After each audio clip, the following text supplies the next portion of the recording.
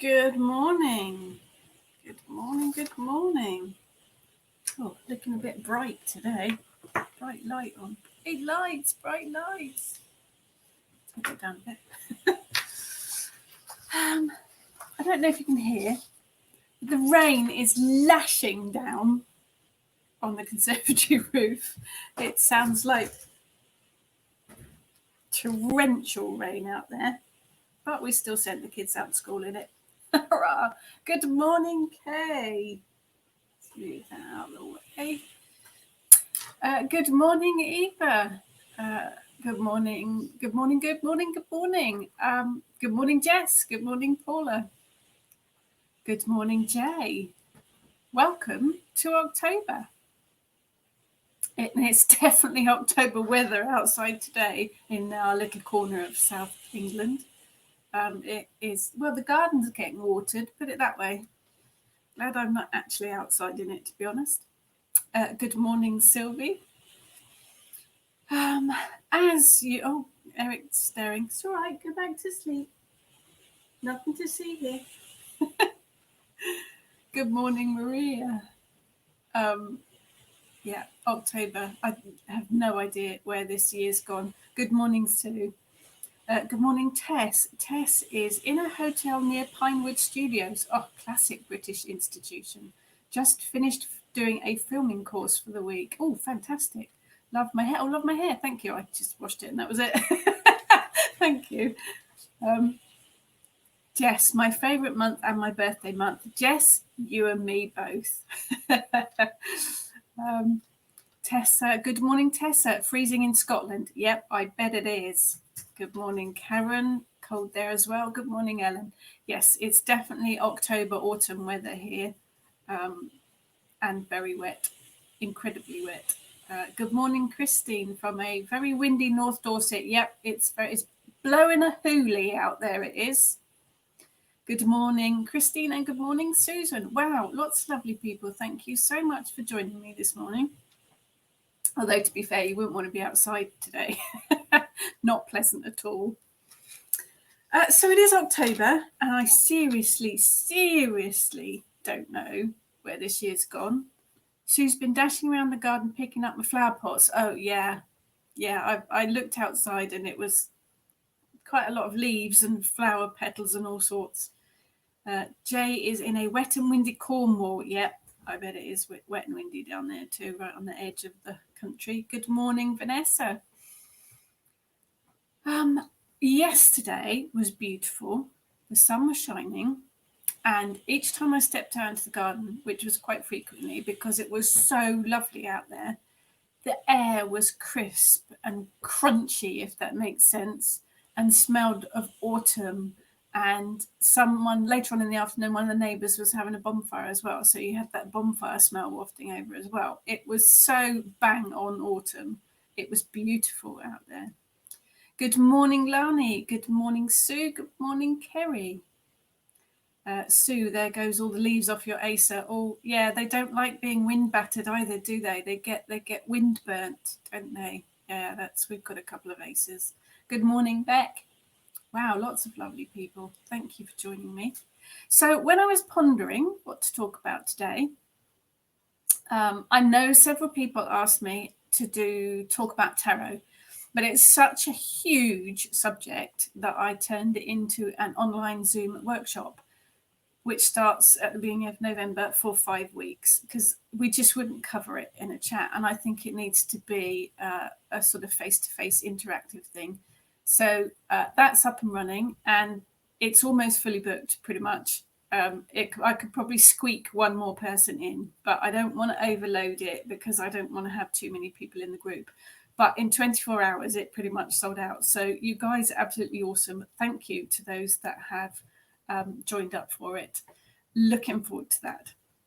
Good morning, Nikki. I missed you out there. Sorry about that. So thank you to everyone that's done that. So anyway, I thought, what can I talk about? And then I thought, actually, I'm always banging on about working with the energy of the day and the energy of the week and the energy of the month. But I don't really talk about what I actually do. So that's what I'm going to do today. Today, I'm going to talk about the magic of October. Now, obviously, it's got Samhain in it, which is a very important date to witches, not least because it happens to be my birthday too. Yes, this witch was born on the 31st of October. I guess it was kind of fated, really. Let's have a look. Maria, yay, it's loaded. Yes, the tarot course is loaded. Christine, I use tarot by looking at pics and colours but blend together with my own instincts. Yeah, that's how I teach, Christine. It is intuitive tarot. We don't look at the book. We look at the cards, basically. That's how I work with it. That's how I've always worked with it. And that's how I learn, actually. So I think it's a much better way to use your intuition. But anyway, so not tarot, because that was too much. There are a couple of other subjects that coming up that people have asked for. But I thought today we'd focus on October. So it is obviously an autumnal month. Yay! I love autumn. But let's have a look. Lani, one of my favourite months. Yeah, I think if you are a witch or a pagan, October is a good month. Lots of us love autumn. How many of you, come on, how many of you have got your Samhain decorations up already? How many of you have got pumpkins up and, well, skulls? We probably always have skulls up. I don't know, perhaps that's just me. Paula's son, birthday on 31st of October, a good day. And Karen's granddad and cousin, 31st. It is, perfect date. Well, it's not. Let's be honest. In more modern times, and especially if you have children, you spend your birthday, the 31st of October, answering the door to kids, asking for sweets. It's an interesting birthday. Sue, do you think you'll run a second course? I'm really interested but hesitated last night because it's Saturday night, which isn't great for me. I must admit, Sue, I pondered about the day. The reason it is a Saturday evening is because it covers all our lovely people in America as well. It was finding a day and a time that suits as many people as possible. But yes, because it's been so popular, I will run another one, definitely. But all of the lessons are actually being recorded. So if you sign up for the course, you can always watch the rerun as well if you miss any of them.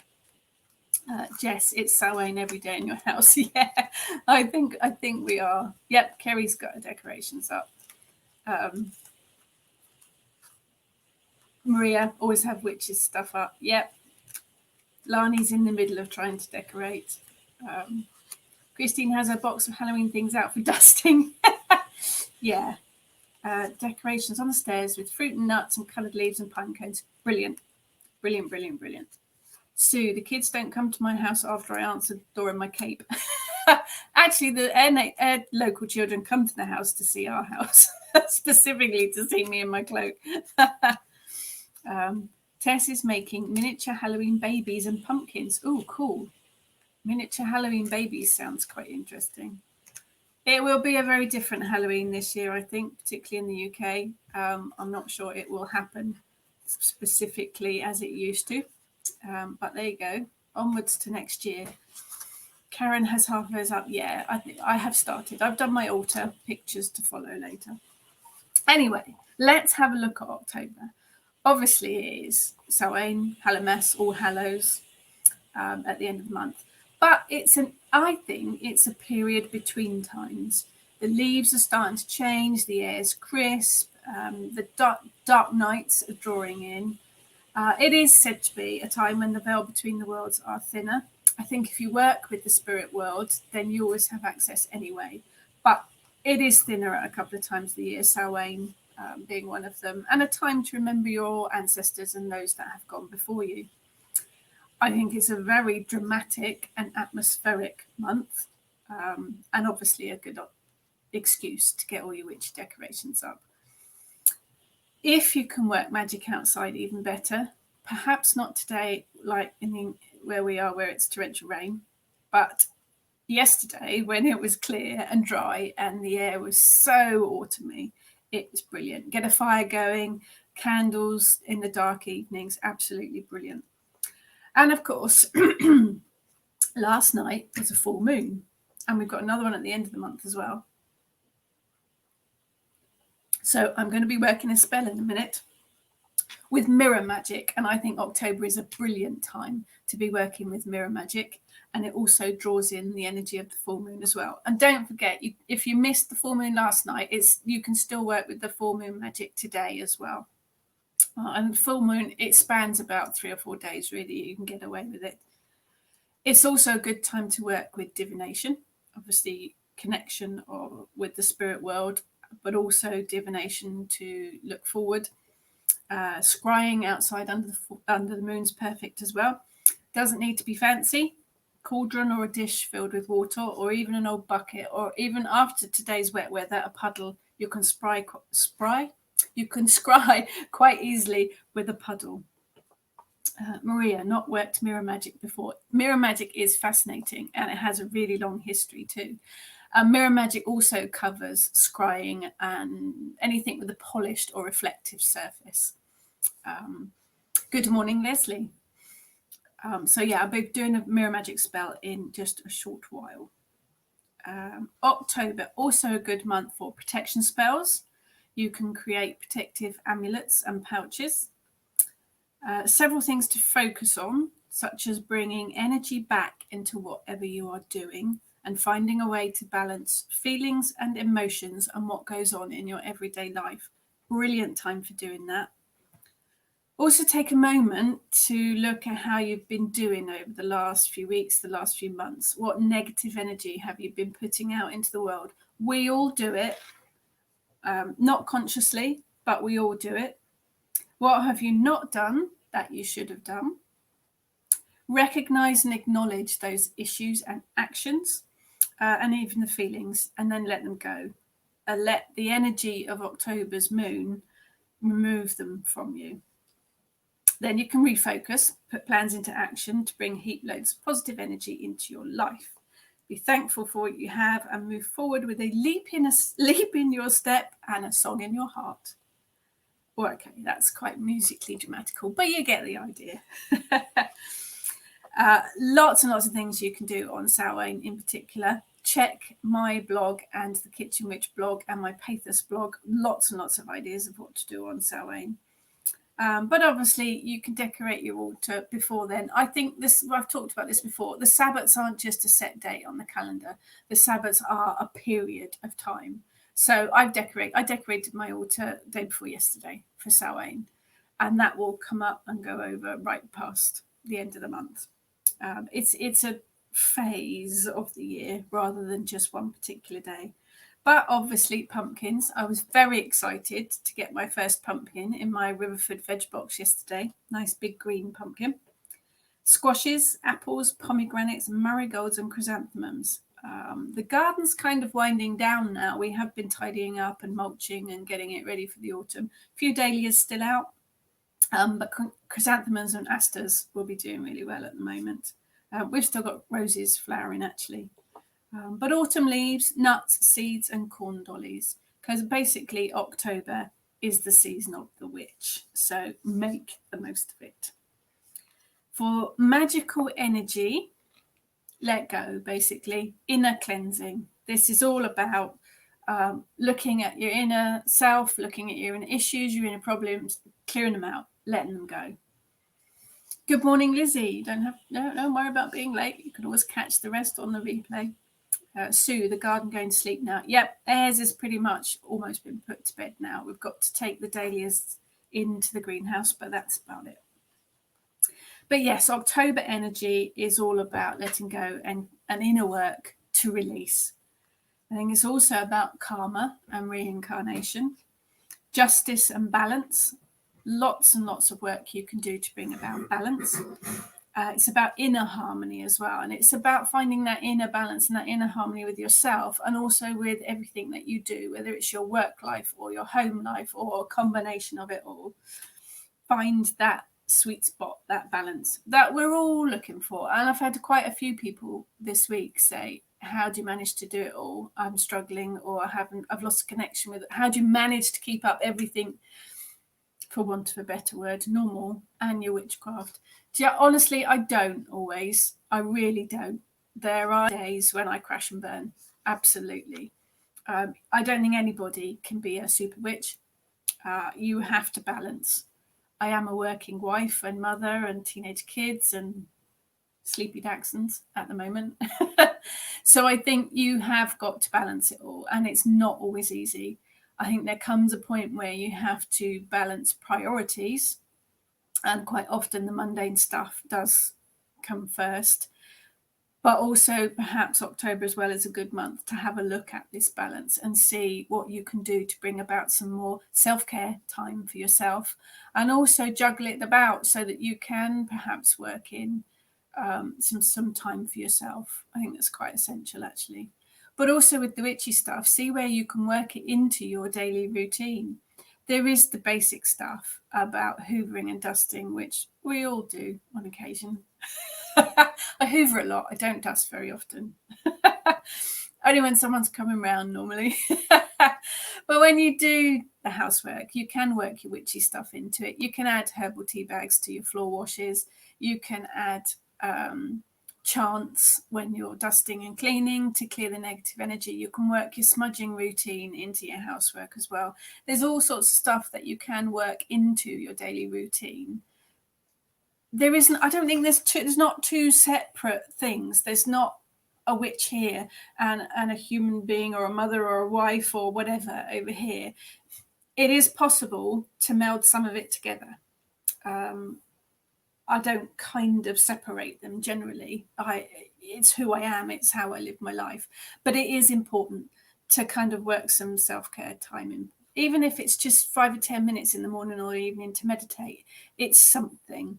Or even just to go and stand outside in the dark in the evening, to stand under the moon and just send a few words up to her. Small baby steps will help you find that reconnection if you've lost it. But again, it's all about balance. Lizzie is harvesting her own corn husks, and I'm going to attempt a corn dolly once they're dry. Oh, share photos, Lizzie. We'd love to see the photos once it's done. I have got a stack of corn husks drying in the greenhouse. Lani's dahlias got a bit blown about last night. Yep. Good morning, Gypsy. Sue's a doggy mum. Yeah, sometimes they're worse than kids, I think. Sue has a hoover somewhere. I do hoover regularly because we do have a little doggo, but yeah. Good morning, Isilda. Take a robot hoover. Works like a charm. Oh, there was one of those on NCIS the other day. It hoovered up the bullets from the crime scene. Caused total confusion. Sad. I am sad, I know. My husband told me I'm sad. You watched it too. But yeah, I also think don't beat yourself up about it. If you've missed celebrating a Sabbath, if you've not cleaned your altar for a while, if you haven't had time to connect with deity, don't beat yourself up about it. Honestly, you will not be struck by lightning, touch wood. But I think it has to become a part of your life. But there are times when it will fade into the background. It's happened to us all, trust me, and on more than one occasion as well. Do not beat yourself up about it. Once you realise that you haven't done it for a while, or you've missed this Sabbath, you're kind of on the track again. You've had that realisation that it's missing. So just take tiny baby steps to find your way back again. I actually find if it happens to me, the first thing I do is clear my altar, clean it all and start again. That for me is a kind of flip the switch to get back into it again. But you have to do what works for you, but don't beat yourself up about it. The gods will not abandon you. Your craft will not abandon you if you don't have time to deal with it for a short while. It'll all come back. It honestly will. Lani says, while she's ironing, oh, I hate ironing. I look at the creases as old energy that didn't quite wash away. When they go, when they're ironed, they have a new clean energy which can protect the whole family. Lani, that's genius. I absolutely hate ironing. I think it's possibly the worst chore. But that is brilliant. Ironing the old energy out and bringing clean new energy in for protection. Absolutely brilliant, Lani. I will look at my ironing in a different way now. Excellent. So that's really what I think. October is the month to kickstart your witchcraft, basically. If you've lost it, kickstart it. Christine dusts one day and the dust comes back again. Mischievous dust. But it does, doesn't it? I mean, what's the point, really? And I think every self-respecting witch needs to have a few cobwebs in the house because we use them for spell work. That's my excuse anyway. Karen buys things that don't need ironing. Yeah, and Maria says what's ironing. And Sue has an iron somewhere. Yeah, I must admit, when you're working from home, it doesn't matter if it's not ironed, does it? But I think October it's a reconnection month or a reboot month, if you like, for your witchcraft. If you have lost that or you're missing it, this month is brilliant to make that reconnection. I think it's also about introspection and reflection. It is time to do some inner work. Candle magic is brilliant for this month, and so's past life work and astral projection, because you've got that spirit world connection throughout October, that kind of veil between the worlds. Past life work is brilliant to work with in October. And mirror spells are particularly good this month. We will do that in a minute. Protection, inner work, removing obstacles, transition, changes, transformation, and uncrossing. Divination, meditation, fire magic, spirit work, sex magic, and fairy magic all lend themselves to the energy of this month. So lots of stuff to be dealing with. I want to say on the darker side of things, but it gives the wrong impression. It's more about inner work and transformation, that kind of transition stuff. Beck says, in this house we are can't iron and won't iron. Yep. Lizzie has a travel iron, which I only use for craft. Good on you. Good on you. Tess, got spiders everywhere. They just keep coming. Yeah, it is the time of the year for spiders to come indoors as well. The garden is covered with them. You have to do the whole karate chop thing to work through the garden without getting spiders' webs in your face. Sue has seen my husband's post on Facebook about National No Clothes Friday. So who needs the iron? I don't know. Does your body need ironing? Anyone that follows my husband on Facebook, I apologise. That's all I can say. Just got the iron out just to do the school name tags, and my children were mesmerised by this mysterious object. Yeah, buy clothes that don't need ironing. I think that's the thing, isn't it? So lots of stuff to work with in October. Transformation, inner work, finding that balance and that reconnection to the craft. Colours, dark blue, dark green, orange, black, all the autumn colours. I mean, the trees are all starting to change now and the colours are fantastic. The element is air and the season is autumn.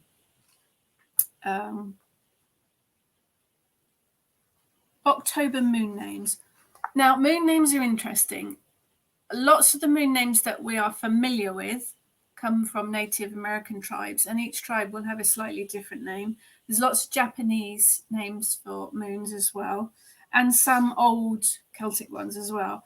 Basically, the moon names for each month were named after whatever was happening in the area at the time. So you've got falling leaf moon, because obviously it's autumn and the leaves are falling. You've got the blood moon. Quite often there's a ring of a red colour around the moon. It's all to do with dust and things. Hunter's moon, because it was a good time for hunting, because they would have hunted animals to put them away for the winter. Moon when the gopher looks back, which is one of my favourites. Traveller's moon, blackberry moon, seed fall moon, kindly moon, harvest moon, shedding moon. There's lots of them. Winter felleth, winder maneth, 10 colds moon, ice moon, blackberry moon, and moon of the changing seasons. I mean, falling leaf moon and all of the autumn type ones are obvious because it's autumn. Blood moon as well, often referred to the time of year when the animals were slaughtered. So there was a lot of blood around. Hunter's moon, because they would lay the stuff away for provision. The gopher looks back moon is the gopher is looking behind him at lost summer days. So that is definitely my favourite. Winter filleth is an old English Anglo-Saxon name meaning winter filling, which referred to preparations made for the coming of winter. And Winder Maneth means, again, old English Anglo-Saxon, vintage month. So lots of names, different moons.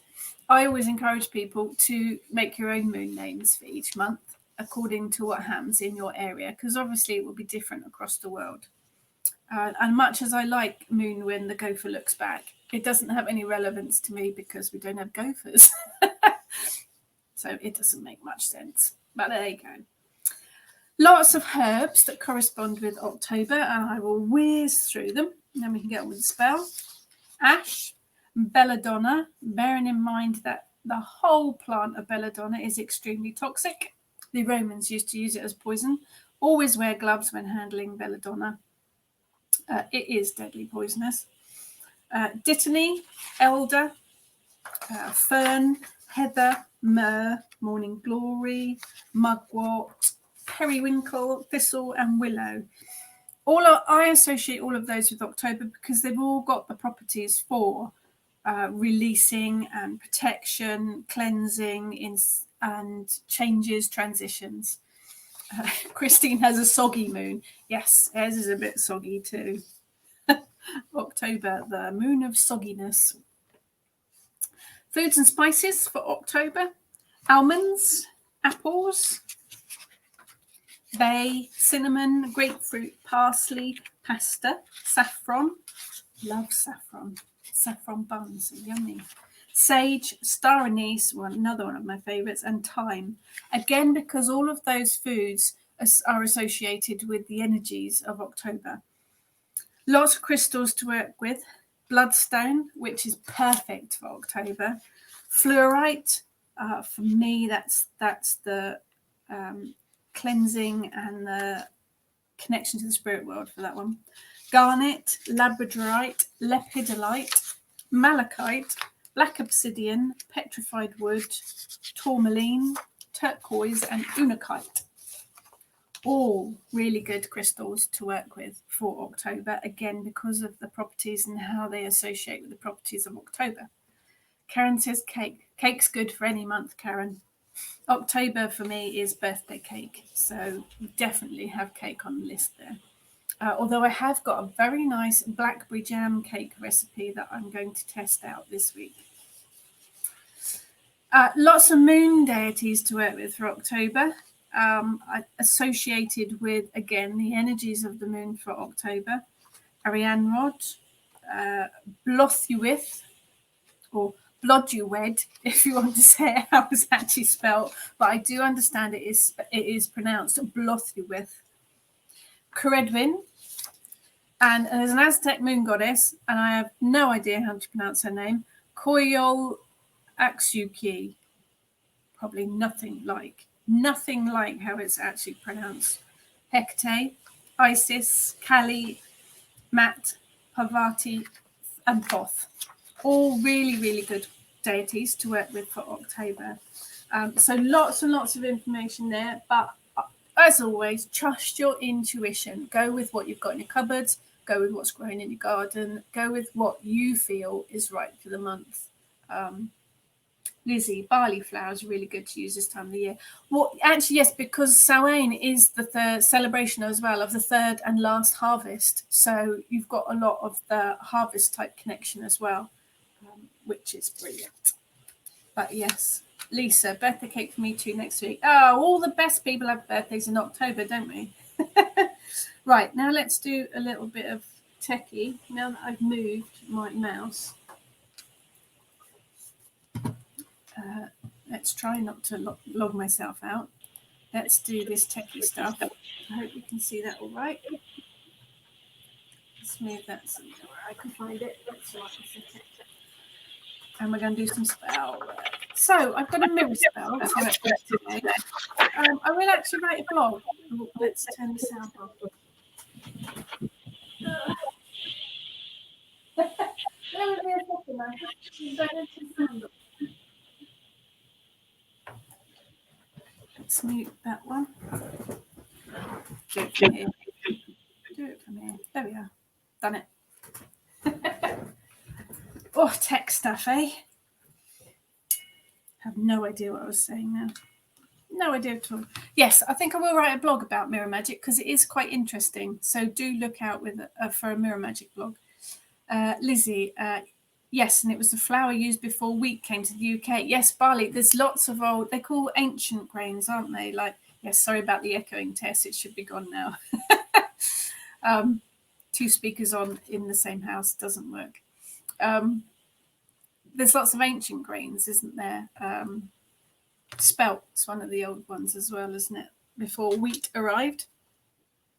So I'm going to work a mirror magic spell. I have got a mirror here, I promise. So this one is about seeing clearly. So it works really well for October when we can work with divination and also clarity to gain some insight into inner work or situations or anything really that you need some guidance on or can't really see the wood for the trees, so you need some clarity.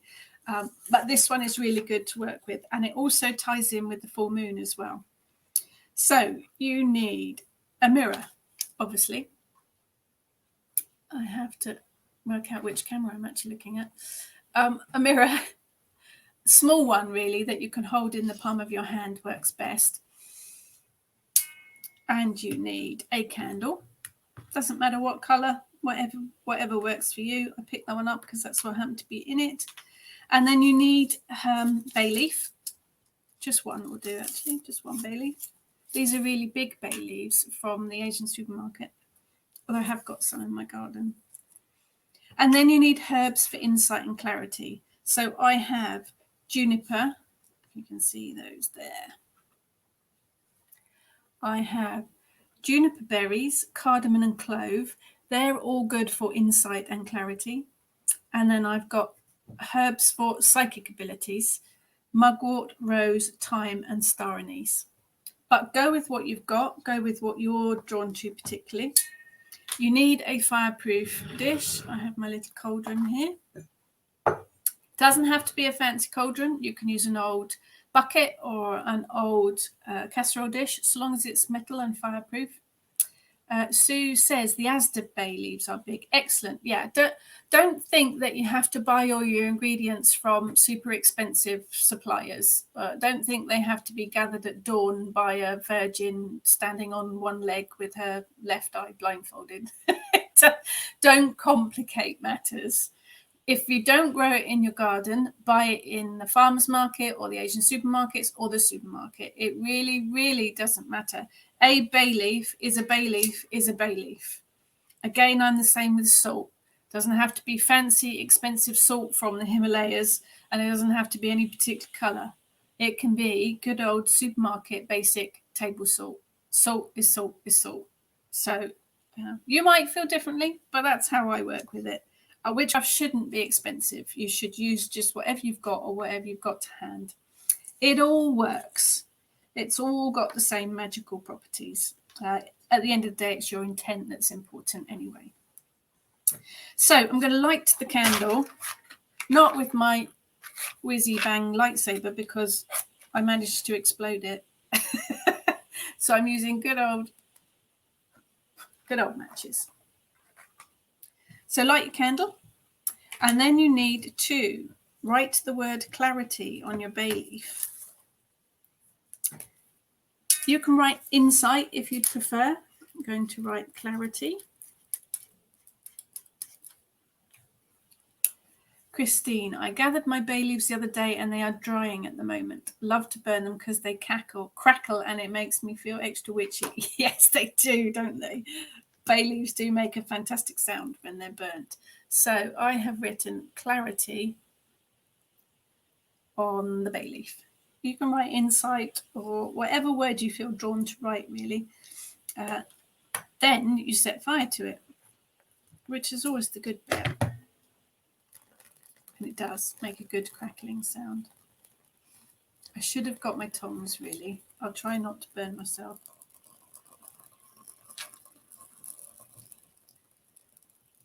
Eric's off. Okay, did you like the smoke? So that's your bay leaf. Keep the ashes, you need them. We'll pop those over there for a sec to cool down. Then you need to set your mirror out. And you need to set it out so that it can charge under the light of the full moon. As I say, the full moon isn't just the one night. You can do it the night before, the night of the full moon, or the night after. Pushing it, you could probably do it the night, a couple of days either side of that as well. But put your mirror out under the full moon to charge. Mirror side up, or just on a windowsill so that it catches the moon is fine. So you need to charge that under the light of the full moon. And then the next day, you mix the ashes from your bay leaf, spoon, with all of your clarity, insight, and psychic herbs and spices. So we'll tip that. It's only one bay leaf, so there aren't that many ashes. But you tip them in there and you mix them together. Mix all your herbs in with the ashes. Then you need a bag or a piece of cloth. I like to work with white or a lighter colour for this because to me that says insight and clarity. But go with what you've got or what speaks to you. I've just got a little Hessian bag here that it came with something pretty that I ordered. It came with it. But you can use the little organza pouches, but be careful because the ashes and the little bits of herbs do come through those. If you've got a white, good old-fashioned handkerchief or a white scarf, that would be good, and you could just bring it up together and tie it with a ribbon. But I'm going to put them in the bag. So you put all of the herbs and spices and the ashes into your bag. Charge them with insight, but the ashes have already been charged with that anyway, so that's cool. And then you pop your mirror in. Then you tie it up, and you've got a Mirror Magic Insight bag. So anytime that you need some insight or some clarity, take the mirror out and gaze into it. I would suggest, let's get rid of the candle for a sec. I would suggest gazing across it, literally gazing across it, and ask your question. Ask a question and see what reflections or images you get in the mirror. You'll have to kind of go into a kind of meditative state, but you gaze across it and ask a question and get the responses from it.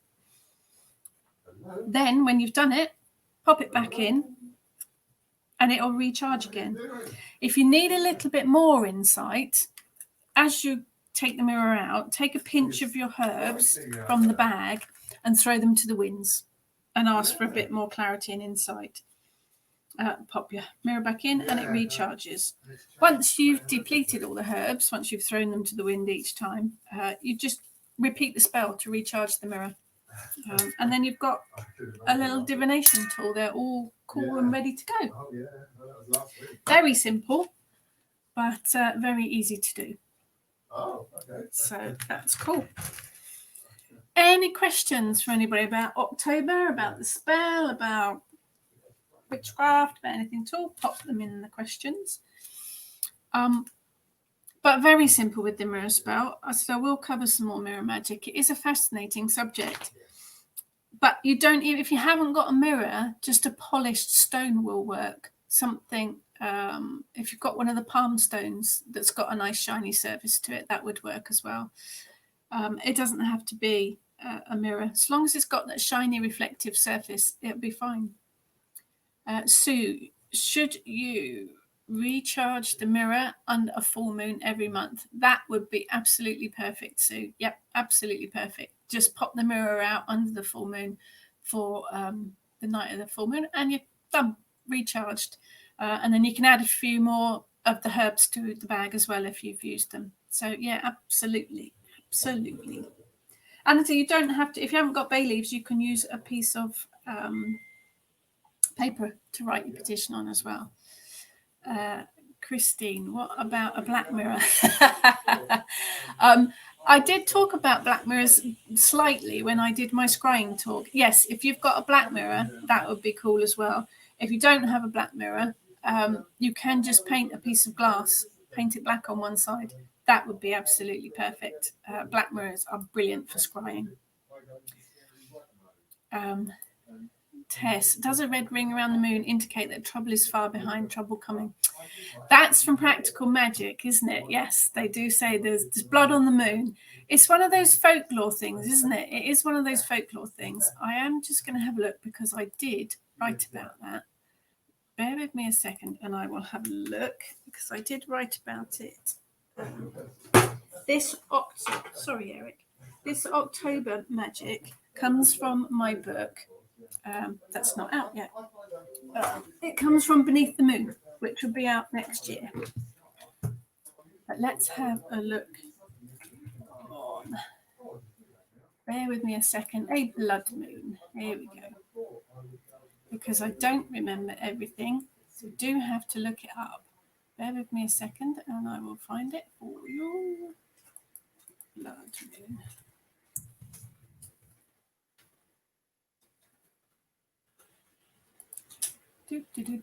Right. Yes, a blood moon actually conjures up the ideas of vampires and werewolves, doesn't it? It is just a term for a total lunar eclipse. When the moon moves behind the Earth's shadow completely, this happens almost once a year. The moon appears to have a red hue that is caused by dust particles in the atmosphere, which actually makes it sound more boring than actual blood. I think it's come from our ancestors. When they saw that red ring around the moon, sorry, the dog's eating something it shouldn't be. When our ancestors saw that red ring around the moon, I think they would have seen it as, something horrendous. It's never happened to me. I've never found that it's indicated trouble. I think, again, it is personal, but no, I've never had it happen. But I think that is a folklore one that would have come from our ancestors. Good morning, Teresa. Nikki's off to bed. Good night, Nikki. I'm knackered. Yes, knackered is the right word. Means you are incredibly tired. Leslie, I've just been sent photos of my paternal grandfather and family dated 1908. What's the best way to connect with them over Samhain? Let's get this up. What's the best way to connect with them over Samhain? It's the first time I've seen any of the family. Excellent. How fascinating. Absolutely fantastic. I always set up an ancestors altar for Samhain.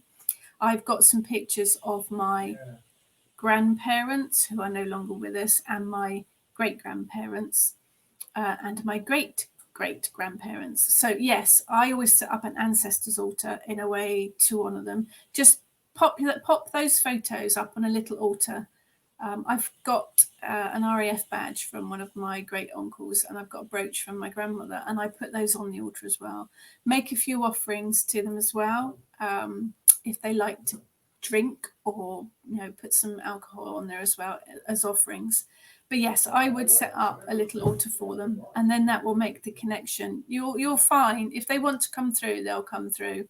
But yes, I would make an ancestors altar. That would be my suggestion. It is about honouring your ancestors. I am going to do a talk about Samhain later on in a couple of weeks' time, but it is for honouring your ancestors, and it is supposedly a time when the veil is thin. That's what Samhain's all about, really, is remembering those that have been before us. But if there's any time when they're going to come through, do it. Sue, I would like to do an ancestors altar, but they did not have cameras in 1508. No. No, obviously, photographs only go back so far. I think ancestors altar as well, you could put representations of your family lineage, even if it's just a vase of flowers. That would be absolutely fine, just a way of honouring them. And on Samhain as well, if you leave them out some food, that also helps as well. If you can, even if you sit round a dinner table, I know not a lot of people do anymore, but if you sit round a dinner table, set a place for your ancestors as well and give them a serving of the food. That's a good way to offer them as well. There's a dumb supper that you can do as well. If you look at the Kitchen Witch blog, there is a blog about doing the dumb supper then as well. So that's October, really. Very autumnal, all about insight, transitions, changes, balance, looking at things that you can change to make your life and your family's life better, and also about reconnecting with your craft. It's up to you really what you do with it, but I do recommend going with the flow of the energy. Do take a step outside every morning to see what the energy of the day is like, and go with it rather than fighting against it. So that's about it really. We've got, if anybody has children and you want a little free magazine PDF download for Samhain for pagan children, Gypsy, one of our lovely hearth guardians, her 11-year-old daughter wrote an online ritual for Samhain, and you can find that on my blog. And it's also, the link is on the, that's rain again. The link is on the Kitchen Witch Coven as well, and it's free to download. It's got Millie's lovely Samhain ritual, and it's got lots of other bits and pieces about Samhain for pagan children as well. We've also got a Samhain online ritual towards the end of October. Details again are in the Kitchen Witch Coven for that as well. Got a Waffling Witches going on in November. And of course, the Wednesday evening over on the Moonbooks Facebook page, author chat every Wednesday evening. So lots on, but check the Kitchen Witch Facebook group for the events. Christine put ancestor pictures behind the black mirror and scry to see if I can connect with him in some way. Brilliant. Absolutely brilliant. That's a fantastic way to do it. So that's pretty much it from me today. Whatever you're doing today, don't get wet. And I'm wishing you all a very good October weekend, and I will see you all very soon. Thank you so much, everyone, for joining me. Thank you, Gemma. You're very welcome. If anybody wants me to talk about in particular, as usual, do message me and I will see what I can do. If you've got any questions about witchcraft in general, message me or post them on the Kitchen Witch Facebook group. That will be fantastic. And thank you all so much, and I will see you again soon.